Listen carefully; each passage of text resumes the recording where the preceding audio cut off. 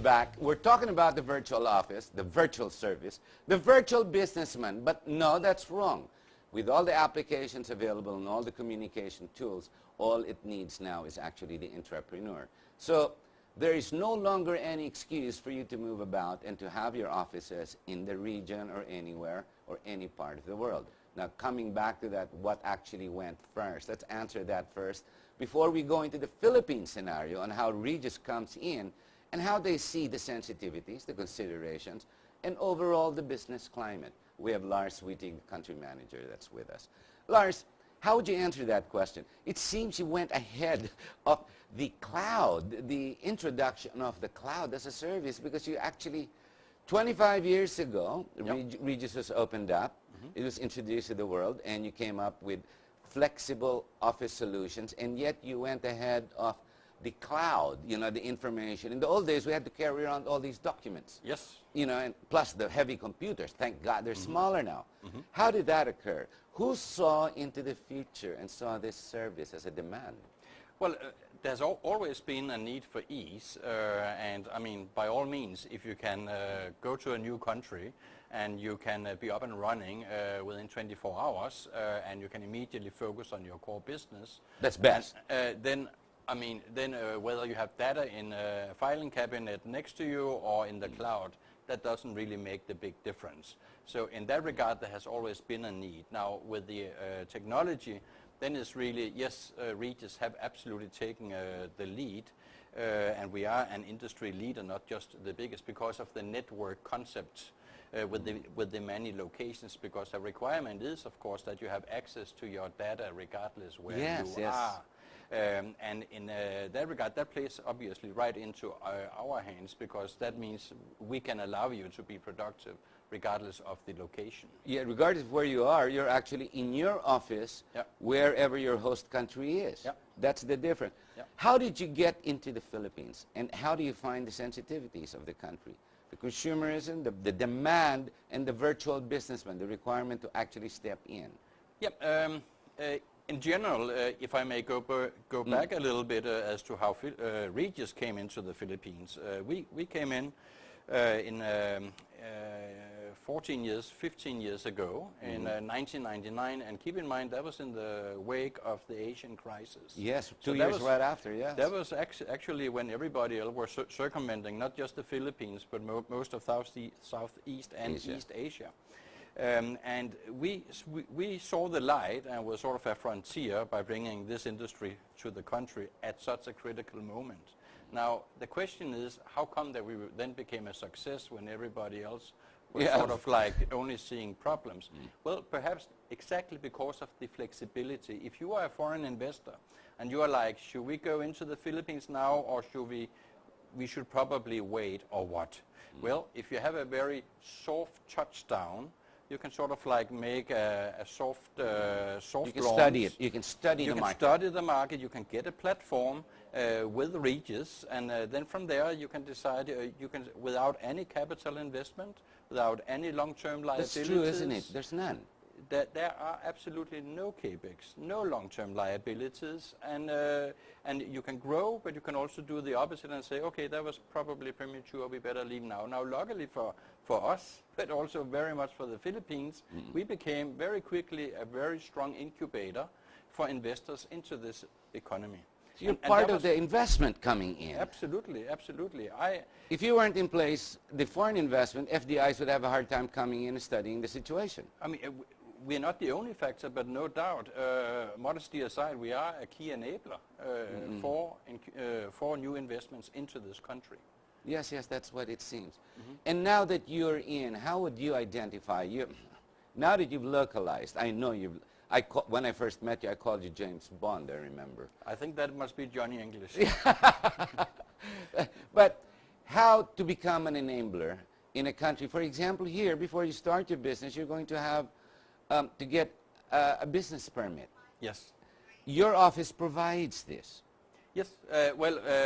We provides the ability to get it. I mean, you still have to go through the usual procedures for your business permit, but the thing is, let's say... You qualify as an address. Yes. If you would like to have conventional space, you need a business permit.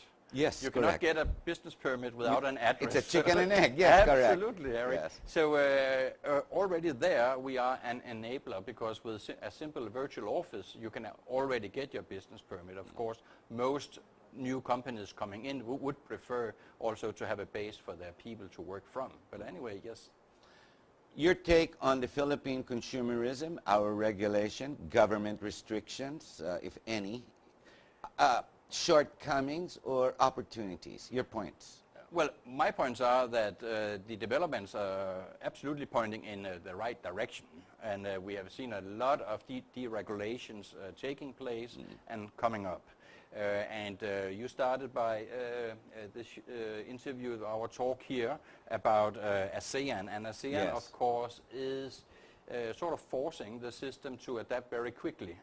So it is. It's forcing it, whether we like it or not. Yeah, exactly. And if we don't adapt, then of course we're going to lose out. Hence, for example, the banking industry, very important facilitator. Just open. Also, just open. That just opened, exactly. Mid-July that was signed. So yes, now it is an even playing field also for foreign banks. And if you are looking at the investment environment, even before that, it's still very healthy, because the growth here, including the local consumption and so on, is financed by local means. Correct. Hence, we have not been exposed to the financial crisis near the yes, same way that other countries have. It has a strong internal consumerism. Absolutely, and we have more than just one bank that is leading that, where there's a lot of competition already. Don't you think we have a little too many banks? I mean, we're over 100 now at the rate we're going. Yeah, but if you look at the real dominating banks, then I think it's encouraging to see that it's not the same bank that is number one all the time. So that's true, except the last couple of years with the strength of the SM group, with BDO anyway. Yeah. Okay, but regulations, is there any frustration? For example, communications. Utility, power, doesn't that cripple you? Yeah, of course, we don't have that situation now, but we are likely as you've been reading, to see it happening next year. And that makes me, of course, a little bit nostalgic, since I remember it very well from the early 90s here also. And of course, that is an area where the government has been limited in their ability to really implement in a timely manner the capabilities to prevent it. And it is expensive. It can be limiting to the businessman. Yeah, but the government basically are being encouraged to spend even more money on, yes, on infrastructure. This is something agreed, different. It's politics, so I don't know much about it, but it's called right-of-way. So they already had the plans and the funding to build the power plants, but then there are some... it's not that easy in this country for the government as it is now to just say, regardless what, for the better, for the majority, we will put that highway, that railroad track, yes, that power plant exactly where we want it. And that is a problem. That's a challenge today. Do you think that's holding back foreign direct investors? Because you have a lot of international clients, as well as Filipinos, right, that come into your offices, into your services. Well, yes and no. Overall, for the country, of course, it's not a good signal that we suddenly are going to suffer from brownouts again, and we will. From my business perspective, just like traffic, by the way, is, we can maybe get back to that. It's excellent for my business, because we basically, more and more people would like to work from home. More and more people are encouraged to work from home. Government have even been talking about 4-day work weeks.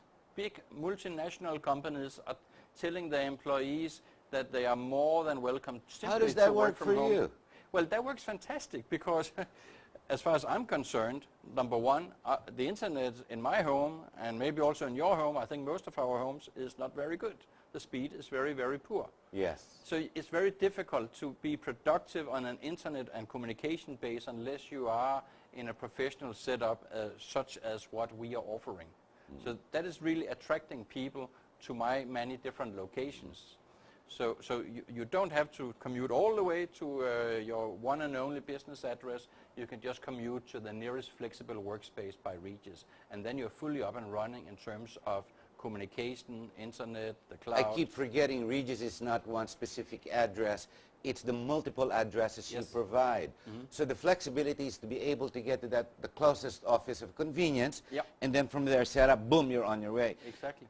Don't you have problems even with the internet? Because that's really, the internet service is relatively slow in the country compared to Singapore and Korea, South Korea, Japan. It is, it is. So everything is relative, but relative to the alternatives here, true, of course. And good point. so we are, of course, running the state-of-the-art as far as it is possible here. Your outlook for the business community as on behalf of Regis, it's going to grow. Positive. I'm positive it is going to, not least because I have a crystal ball that I'm looking into, and that is literally the companies that are right now inquiring about office space with me or are already here. And we are talking several multinational companies. We are talking about embassies returning to the Philippines. We are talking about new major undertakings that you and others don't know about yet because they're just starting in an office with us, and then suddenly they're rolling out this big international brand. Can you handle embassies, for example? Small countries that want to come in, instead of having to set up right away, why don't I go to Regis first and establish it from there? Well, it can. An embassy is basically would normally look to us to, when they have made the decision to return with an embassy, for example, then the fastest way to get a base for the ambassador and so through on Regis first. Is through Regis first, because then you can sit there and you can interview the staff and so on while you are having the embassy outfitted. So it is basically swing space, as it often is with many other. You're right. Same as a bank then. Yes. So immediately, because of the facility of offer, literally overnight. But isn't that restricting for you? I mean, after a while, it's a stopgap, you're there, and then they move on. They leave your offices. But that's okay. Yeah, exactly. I mean, that is what my business is about. I mean, but how do you keep up the demand? How do you keep the consumerism within your company if they keep leaving? Well, your tenants, I mean. Yes. First of all, it's a matter about, is there a need? And yes, there is. Then is there demand only if people know, are aware about the product? And I've been in the Philippines for many years. I also had the privilege to work as a marketing director within the Coca-Cola company, and we always said, what you can't see, you won't buy. So of course, with our network, we are becoming quite significant. As you said, we are a super brand. Yes. So therefore, we are now getting between 800 and 1,000 inquiries per month. My gosh. Per month. Lars, we're going to have to take a short break. Ladies and gentlemen, this is a lot of information to actually absorb. It's a lot of information, especially to the businessman who doesn't want to sit back and get overtaken. And for you watching, those who are interested, make sure the spelling is R-E-G-U-S. I'm not sure I know what that means. What does Regis mean? Regis is actually regal, like king and queen. Oh, okay. We're going to have to take a short break, ladies and gentlemen. When we come back, I'm going to go to the left or a bit to the right. I'm going to go back and ask Lars Wittig about his past life. Not literally being reborn, but before he came into the professional country management of Regis. Let's find out and delve more into the businessman, his profession, his expertise, and why he's even in the Philippines. We'll be right back.